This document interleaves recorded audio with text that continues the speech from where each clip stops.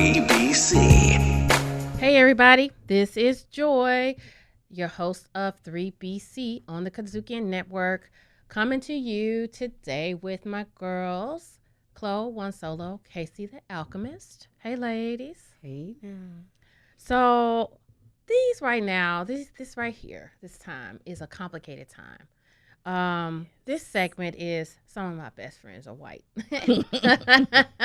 And some of my loves are white. And hey, Bradley Cooper, some of my lovers like Bradley Cooper are white.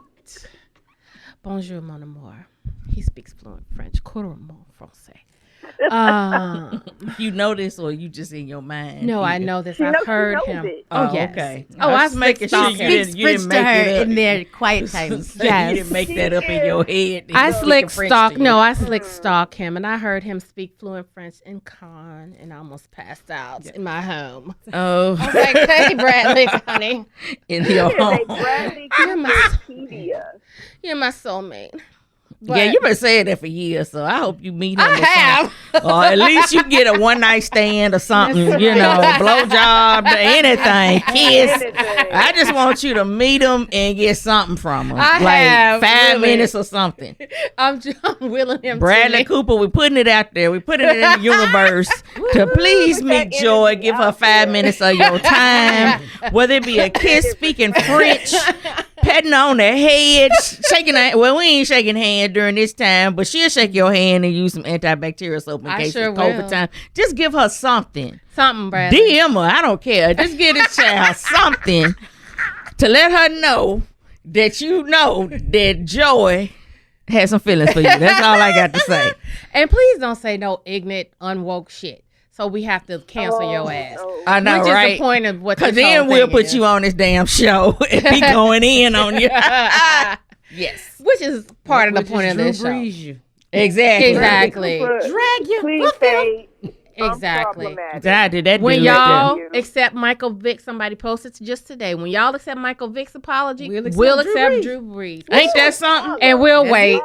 We gonna wait. We're waiting. So now, most of us have some white friends. You know, I have some really, really good white friends. Me too. And they're experiencing some difficulty right now. They They're don't know what to say. Not even that. They are really outraged. They are feeling the appropriate amount of outrage. And I've told my one of them, sent me a really sweet note or whatever. And I was like, listen, we don't need your guilt.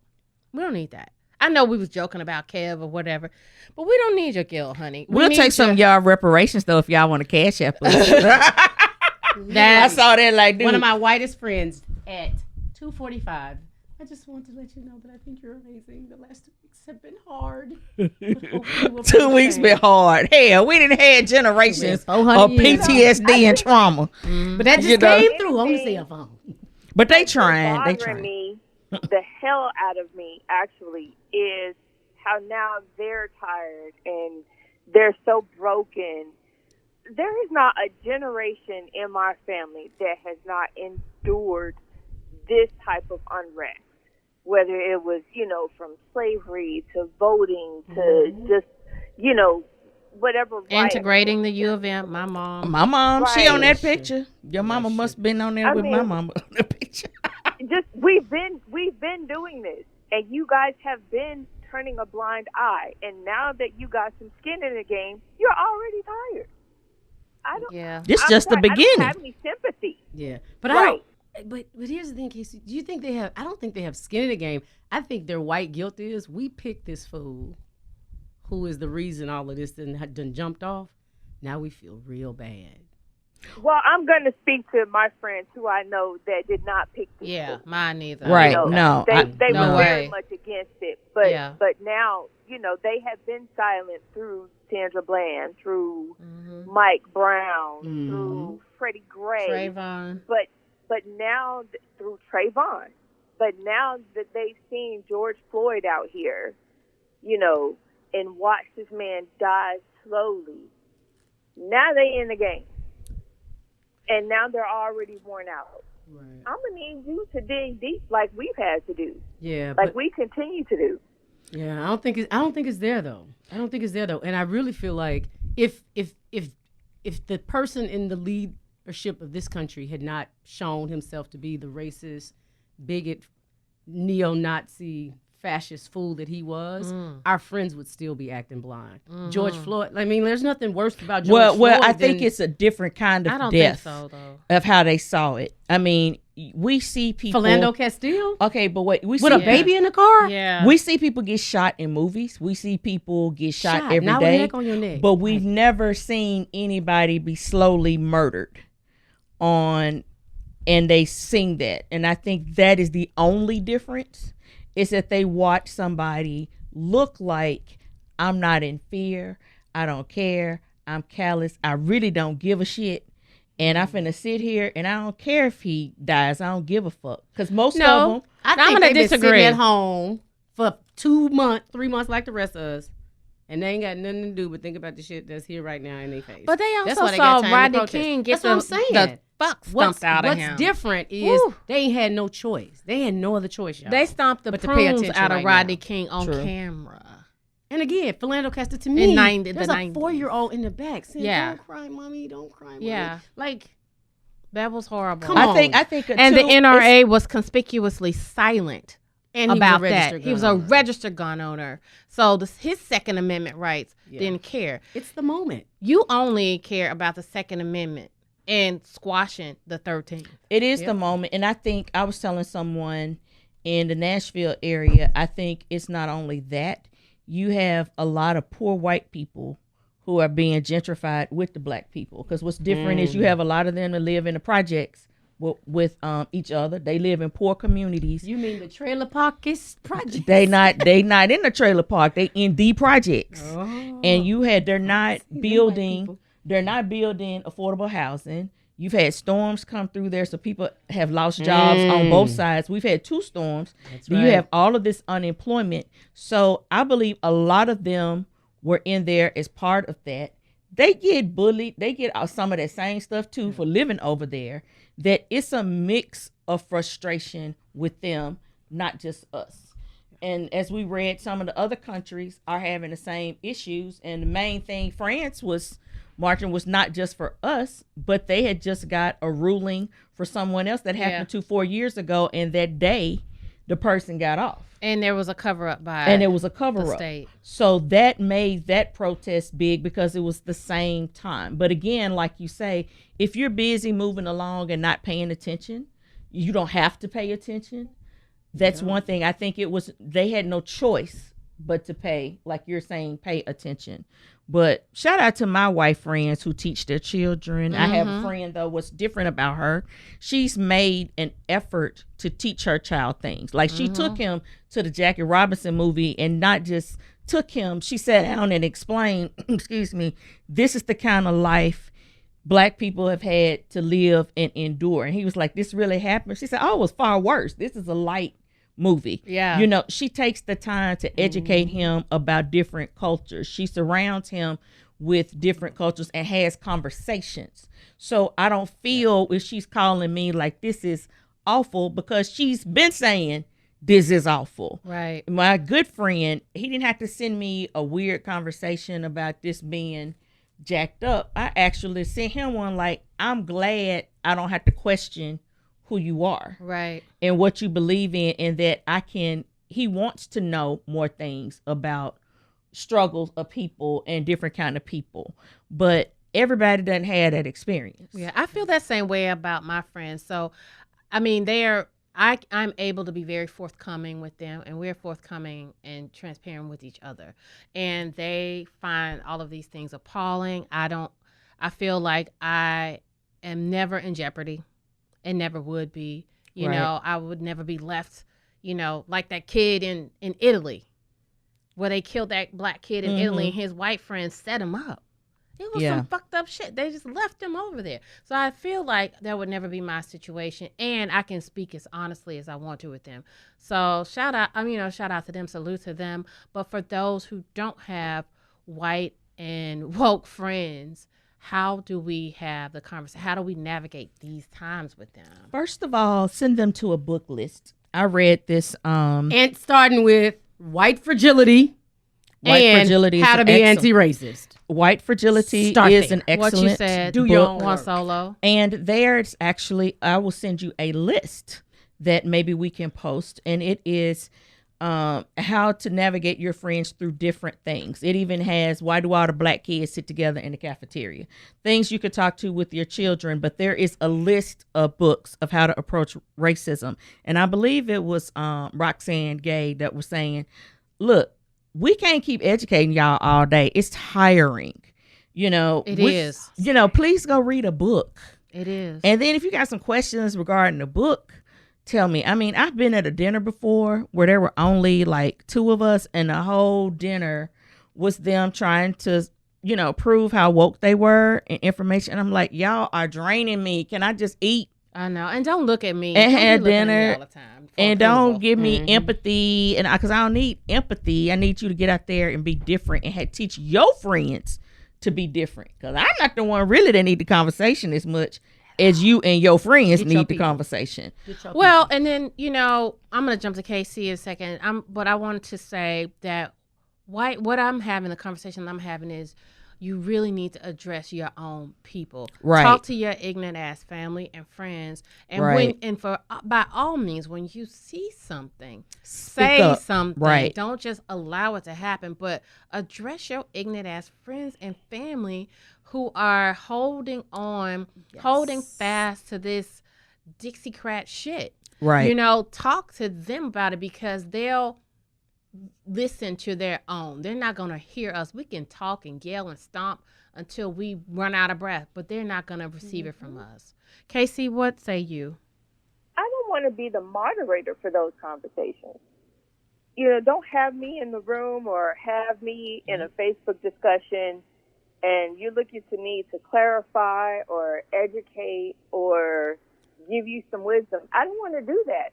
I've been open to having these kinds of conversations for years. And it wasn't important enough to get into because everyone is too scared to talk about race because it promotes racism when in fact it does not. It keeps us from getting to this point. Right. And so now that you feel that you're ready, you're looking to me to come in here and educate and instruct and give you resources. I'm not going to do that. I'm busy now protesting. That's right. And shout out to my coworkers who went off on another coworker for saying something rude to me once. When he said I wasn't gonna. Well, you don't have to worry about getting laid off because you're black, so they won't let you go. And they were like, that is the most ignorant shit. They were like, how about because she does a good job, she'll probably get to stay. They were like, yes, there may be quotas, but you don't know if that's why she going to stay or get low. Turned out I was the one to get let go in the end. But shout out to them for standing up for me and to that dude that was acting a fool that time we went on that trip and they really got him. But anyway, go ahead. But you have to, you must Get that's what I was going to say. Get your people and chin check them immediately. Right. Do not allow that to go on because there are some really stupid, ignorant, farcical, hypotheses floating around right now. The riots create races. This isn't about race. You know what? Tell us how. Why don't you tell us in your white ass wisdom how we make the distinction and the difference between all this other shit that's racist and the one thing that's not? Tell us how to do that in your white wisdom. How? Because so much shit is about race. So much shit is about race. Then, all right, well, this one thing is about, okay, fine. But George Floyd is about race. I don't give a fuck what y'all say. Yeah, and the pandemic that's killing Or the majority of black people and brown people.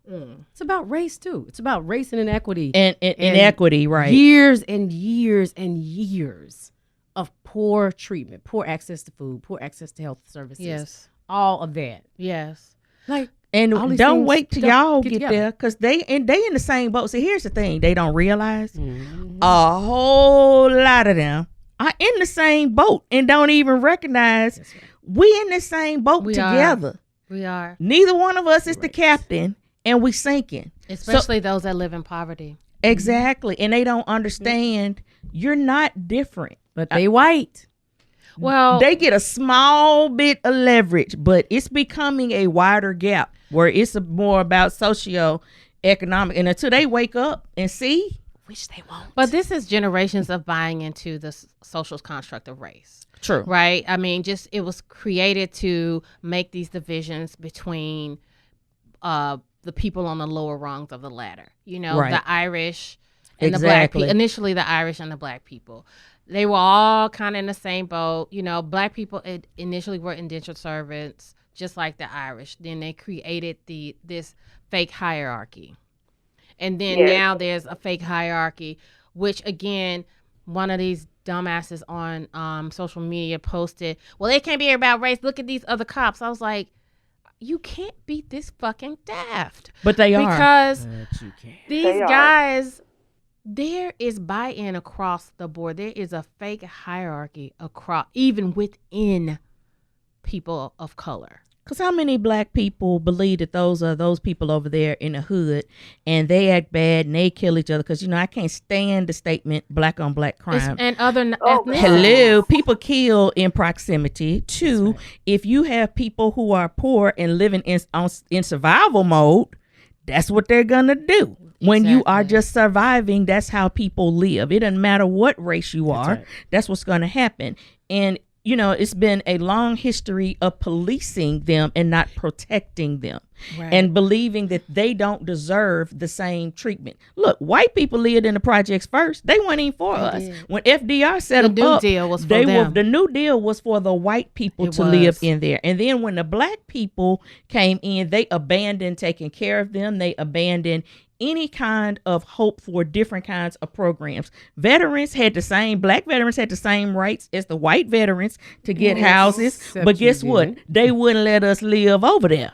Correct. And so we didn't have the same opportunities as they did coming out when the 50s came and they buying houses and everything. They want us to still stay in the projects and keep got red lines and keep us in a certain area. And in those red lines, crime has always been able to flourish. I mean, they pay sheriff's house just long. You can operate there just as long as you don't come out of this community to our neighborhoods. You good. So don't tell me about black on black crime. That's some bullshit to keep y'all thinking that we're animals. And then what's sad is some of us believe that and think, oh, well, when y'all start killing each other, things will be better. How about giving them some damn opportunities? Then they won't have time to kill each other.